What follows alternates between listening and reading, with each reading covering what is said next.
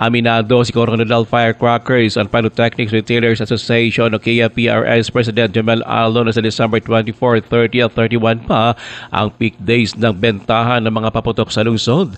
Pero ayon kay Alo, ngayon pa lang ay nagbebenta na ng mga paputok ang KPRS sa kanilang designated na lugar sa Jensen Drive, Barangay Zone 2. Paliwanag pa ni Alo, kailangan nilang magbenta ng mas maaga para labanan ang iligal na bentahan ng mga paputok sa mga barangay.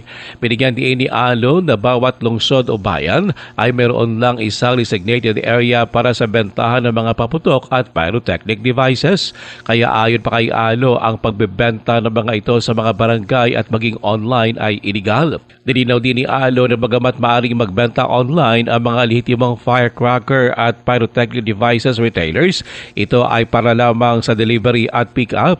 Hiling naman ni Alo sa publiko para matulungan ang mga vendor at gobyerno at maging ligtas sa pagdiriwang ng holiday season, bumili lang ng mga paputok sa mga lehitimong vendor. Gusto nato nga makabakal pa sa mga palupok sa kada December, ugyon kita kag baklo nato ng mga legal kag nami kag safe nga palupok. Hindi to ma-illegal nga panandalian lang at pwede nga makadisgrasya, makaputo sa atong kamot kag hindi na maging masaya ang pasaya ang aton nga New Year. Si KPRS President Jomel Alo, ang KPRS ay may 23 mga miyembro na nakapag-comply ng lahat ng mga requirements sa pag-retail ng mga firecrackers at pyrotechnic devices at pinayagang magbenta sa kanilang designated area sa Coronadal.